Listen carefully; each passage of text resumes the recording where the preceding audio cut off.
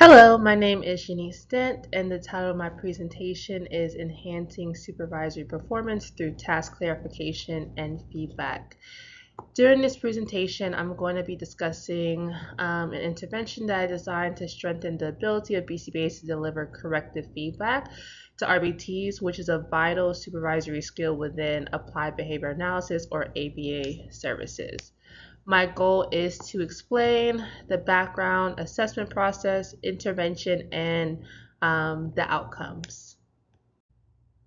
Before diving into the intervention, I wanted to just do a brief review of literature so that we can discuss where the goals and criteria are derived from. So in reviewing the literature, several key findings inform this intervention. So Lucelli 2022 highlights how performance management systems that include ongoing supervision and training improve staff competence in ABA services. Brown et al. 2013 demonstrated that goal setting and behaviorally anchored rating scales make supervision more measurable and accountable. And Danielle's 2016 emphasized that immediate specific feedback increases the likelihood of performance change by strengthening the link between behavior and consequences. Finally, Squires and colleagues 2008 established that task clarification reduces supervisory ambiguity, which is important for maintaining treatment fidelity. So, the Performance Diagnostic Checklist, or PDCHS,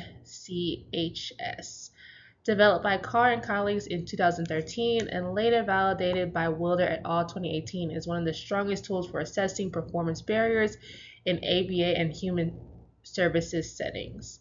Sellers, Valentino, and LeBlanc 2019 point out that supervisors often lack specific training in delivering feedback, which can result in inconsistency and reduced treatment fidelity.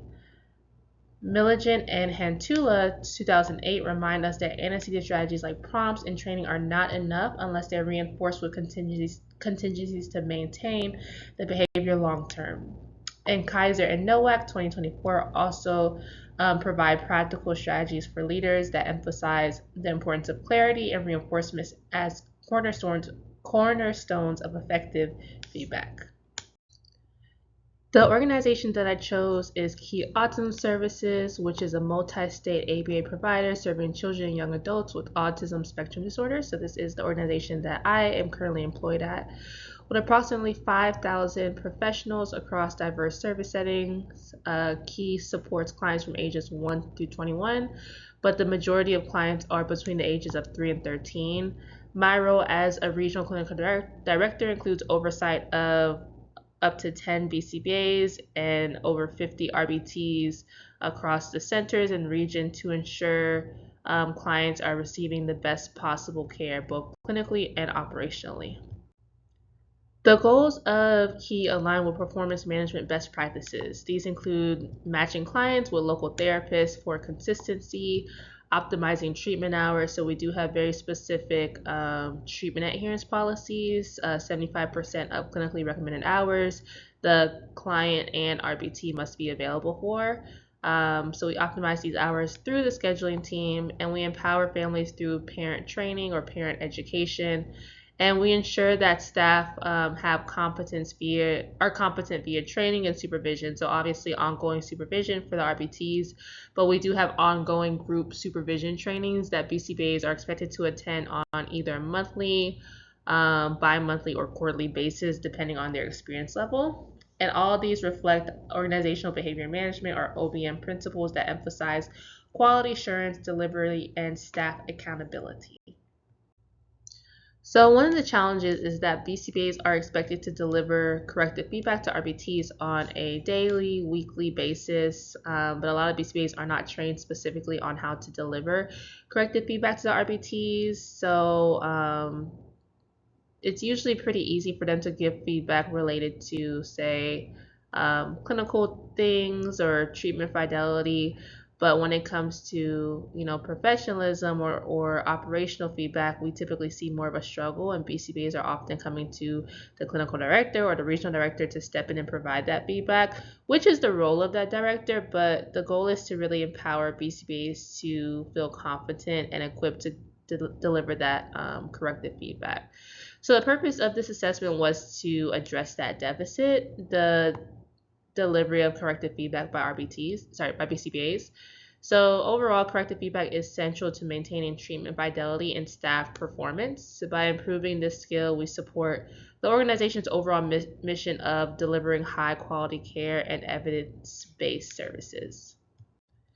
The PDCHS assessment revealed three major barriers: a lack of formal training, unclear expectations about what corrective feedback entails, and limited reinforcement for supervisors engaging in the task. So, reinforcement was a huge barrier. So, ideally, the reinforcement would be better patient outcomes, right? So, if I'm giving an RBT corrective feedback, it's for the intention that the RBT will implement the program at higher fidelity or be more professional or, do whatever it takes to ensure that they're delivering the best quality of care.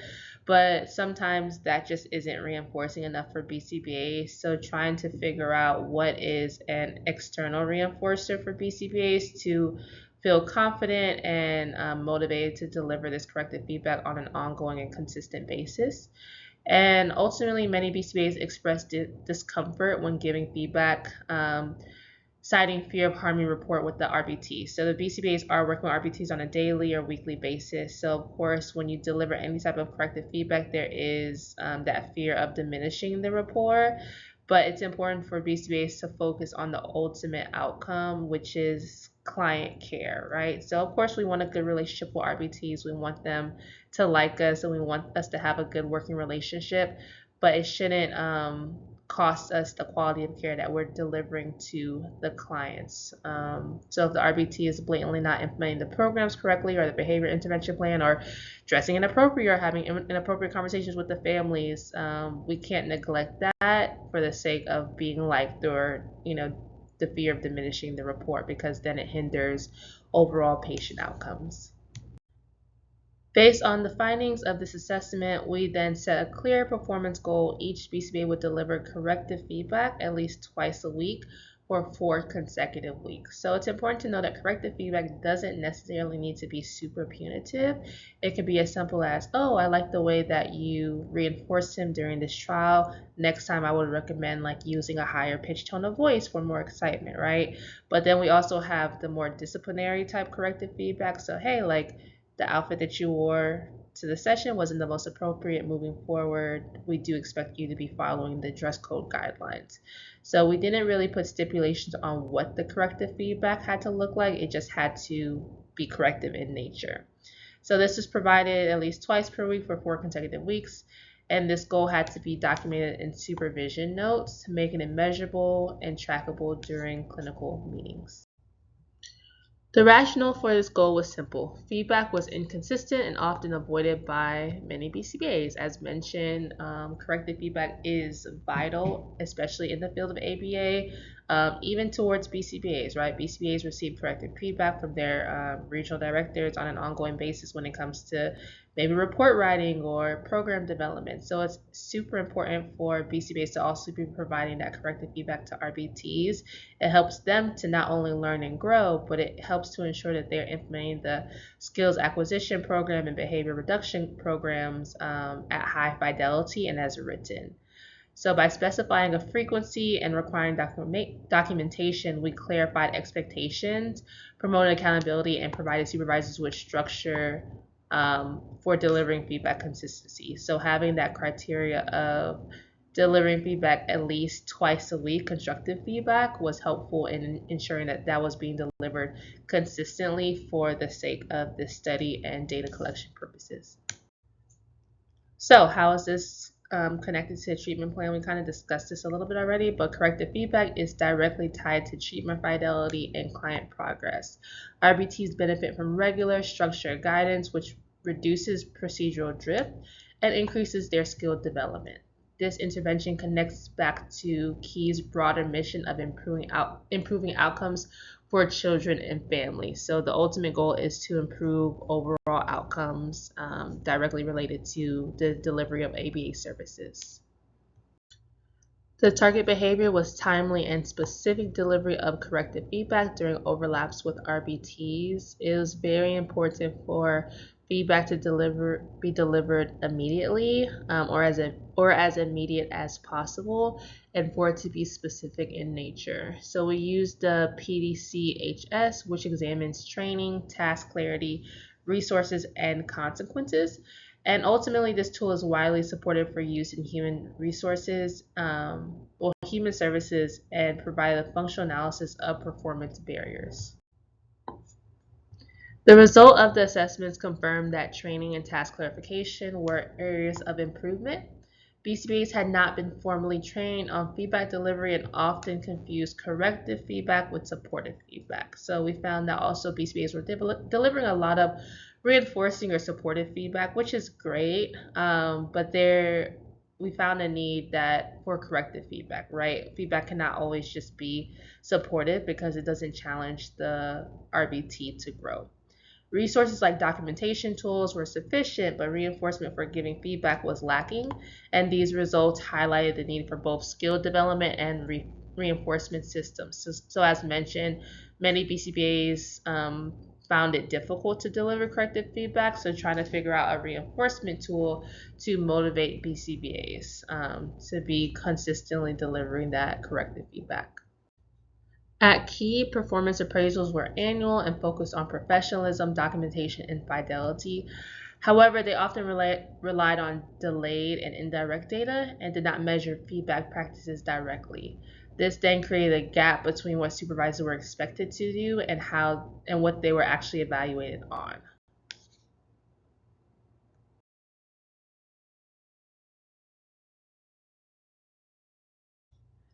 Based on the assessment, the intervention selected was task clarification combined with performance feedback.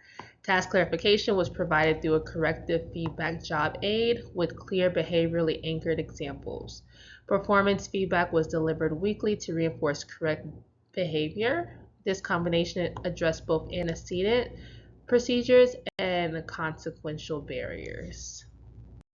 Progress monitoring was essential. Supervisor self notes and supervision logs were reviewed weekly, and self monitoring forms were completed. If supervisors met the goal early, monitoring could be reduced. If partial progress was seen, additional training and reinforcement would be added. If no progress occurred, more intensive modeling and role play scenarios were provided to try to promote progress towards the goal. Ultimately, this intervention demonstrates interlocking contingencies. At the individual level, supervisors gain clarity and reinforcement. At the RBT level, consistent feedback improves performance and fidelity. At the organizational level, better supervision ensures quality client outcomes and family satisfaction. So really all stakeholders involved in this process were benefited in some way, shape, or form. So BCBAs received more training on how to deliver consistent, direct, corrective feedback, thus improving client outcomes. The organization meets its goals because client care and client outcomes are improved, and RBTs are also benefited because they're learning and growing with the corrective feedback, therefore impacting the organization and improving client outcomes. So overall, the process builds sustainable supervision practices that align with Key Autism Services mission. And these references, though they weren't cited directly in the slideshows, they were cited directly in the initial project. They provide the research foundation for this project, including works on performance management, supervisory practices, and the use of the PDCHS tool. They highlight the evidence base that guided the design and evaluation of this intervention.